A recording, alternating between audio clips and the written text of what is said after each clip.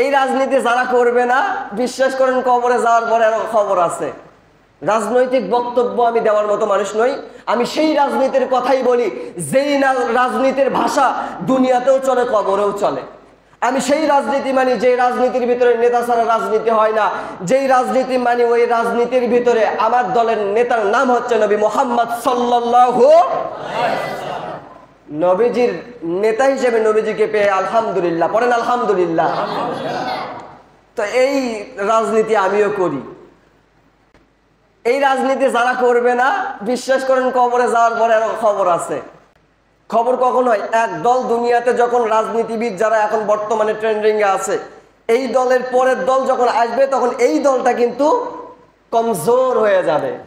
তেমনি আখিরাতের জগৎটাও তাই, আখিরাতের জগৎটাও তাই। জগৎটা কিরকম? ওই জগতের ভিতরে ট্রেন্ডিং এ যারা থাকছে দুনিয়াতে, ইমান আমলের অবস্থায় থাকছে, এরা থাকবে ওই জায়গায় চেয়ারম্যান, মেম্বার এবং ওই জায়গার মেয়র, এমপি, সব কিছু এরাই থাকবে। আর যে বিবাদী পক্ষ থাকবে এ পক্ষের অবস্থা ওখানে খারাপ করাই হবে।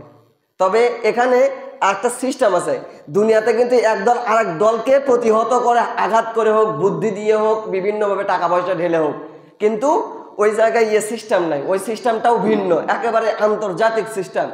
সিস্টেমটা কি?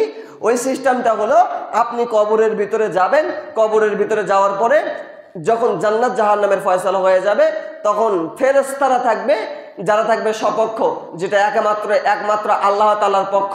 এই পক্ষ আল্লাহ যা অর্ডার দিবেন তাই করবেন। আল্লাহ পাকের দুনিয়াতে যারা আল্লাহ পাকের কথাগুলো শুনেছে, মেনেছে, কষ্ট করেছে, এদের জন্য জান্নাতে নিয়ে যাবে এই ফেরেশতারা।